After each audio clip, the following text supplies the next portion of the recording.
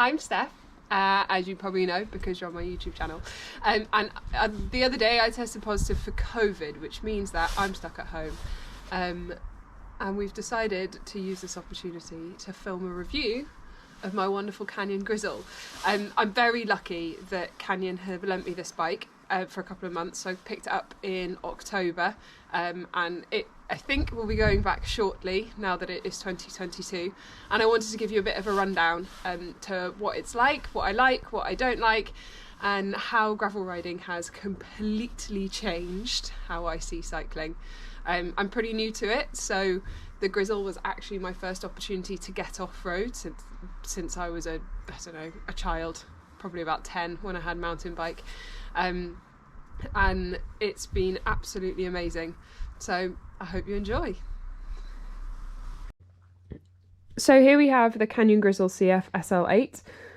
The Canyon Grizl is offered in 3 different frame options. There's the Canyon Grizl AL, which is aluminium and is the cheapest option that you can get. The Canyon Grizl SL, which is this one, is carbon and comes in as the mid-range option. And then there is the Canyon Grizl SLX, which is the super lightweight carbon frame and is the most expensive Grizl that you can get.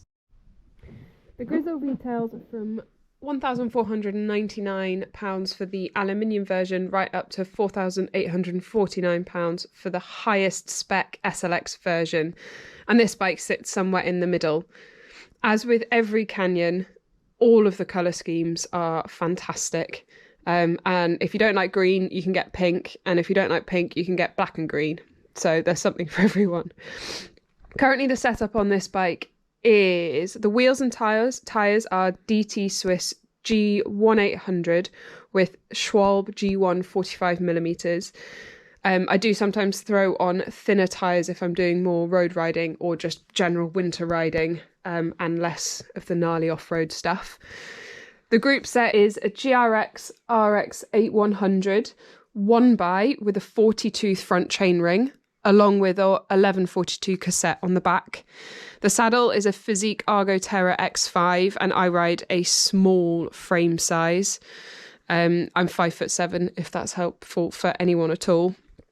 The Grizl has mounts for bottles, top tube bags, extra mounts on the forks, and basically everywhere you could possibly need or think of or ever want, there are mount holes. I've had a couple of Canyons, and with every Canyon it was extremely easy to set up out of the box, and I was sent everything that I could possibly need to put it together. I'm going to answer why you need a gravel bike, because it has completely changed how I ride, what I want to do at the weekends, and enjoyment on British roads especially. It takes me back to being a kid and just the pure joy that you have when you're on a bike. You don't need to worry about road surface, you don't need to worry about where you're going to go. You can literally turn off onto byways, onto bridle paths, and if it's a bit muddy or there are too many tree roots, you just get off and walk, and it's so much fun.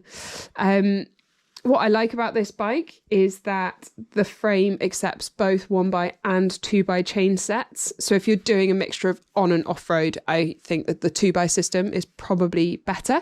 But if you're mainly doing off-road, then the 1x is absolutely fine. The seat post that it comes with is the Canyon split seat post, which basically adds a little bit of the mountain bike suspension and makes it so much more comfortable when you're going over rocky surfaces. I spend most of my time on this bike now, actually. I don't really take my road bike out anymore, especially in the winter. I ride it everywhere. I'll ride it on road, I'll ride it off road. And I've just noticed that my willingness to get out and to kind of get outside, whatever the weather, has increased tenfold. What I would prefer about this bike is the 2x. So especially as a triathlete, I have quite a low cadence. And because I'm riding this on the road as well as off the road, a 2x would just help me not run out of gears. And also the jump between the gears would be a little bit less. Overall, I absolutely love this bike, and there really isn't anything else that I would change. But this year, I want to get out and do some pretty big and exciting bike packing races and rides. So if anyone has any good suggestion for bike packing bags, please let me know in the comments. I just want to say a massive thank you to everyone that's joined me on the channel over the last couple of weeks. It's so wonderful to see the community growing and people that have come over from Instagram. It's really boosting me heading into 2022. So please do continue to comment and like and let me know what else you want to see. And I think we're in for a pretty big 2022.